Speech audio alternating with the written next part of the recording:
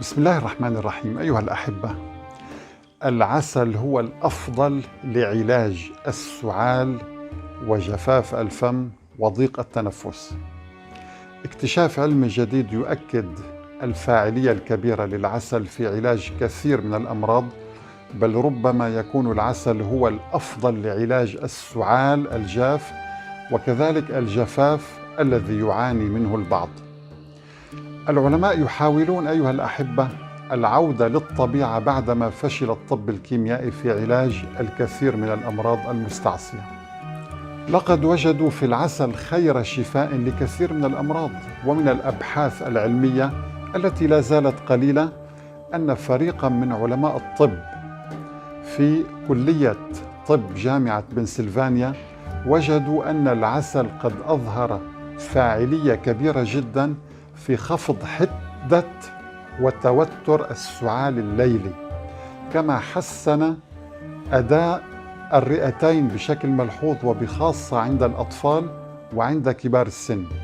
هناك مركب نشط موجود في العسل أيها الأحبة يؤدي لزيادة أداء الرئتين إذا كان هناك مشكلة في التنفس.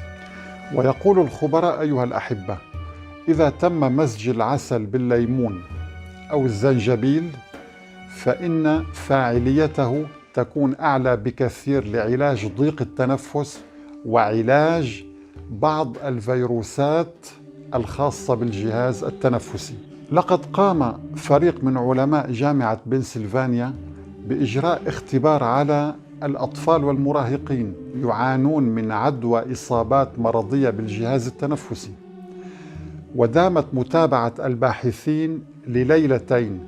الليلة الأولى لم يتلقى أي من الأطفال والمراهقين المشاركين في الدراسة علاجا من أي نوع، وفي الليلة الثانية تم تقسيمهم إلى مجموعات تلقت إحداها عسلا وتلقت البقية أدوية متنوعة، والمجموعة الأخيرة لم تتلقى أي شيء.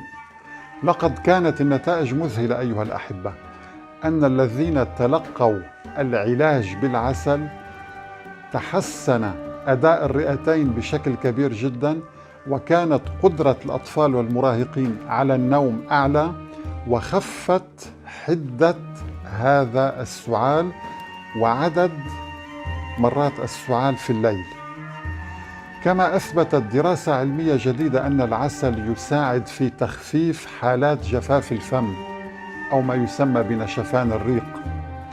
وأوضح باحثون متخصصون في جراحة الفك والوجه أن نقص اللعاب الناجم عن جفاف الفم، والذي قد يحدث تلقائيا نتيجة تعاطي أنواع مختلفة من العلاجات الدوائية أو العلاج الإشعاعي والكيميائي المخصص للسرطان، يسبب ترقق الأسنان وهشاشتها وزيادة تعرضها للتلف.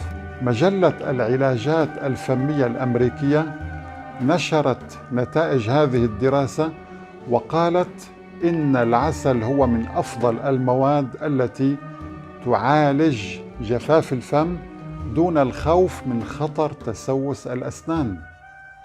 كما يجب أن نعلم أيها الأحبة أن العسل هو الدواء الذي لا يترك أي آثار جانبية، وهو علاج رخيص مقارنة ببقية الأدوية، وهو يقي من أنواع عديدة من السرطان، وهو علاج فعال لعلاج الحروق والقروح والجروح، بل هناك دراسات تعتبر أن العسل من أفضل الأدوية لعلاج الحروق.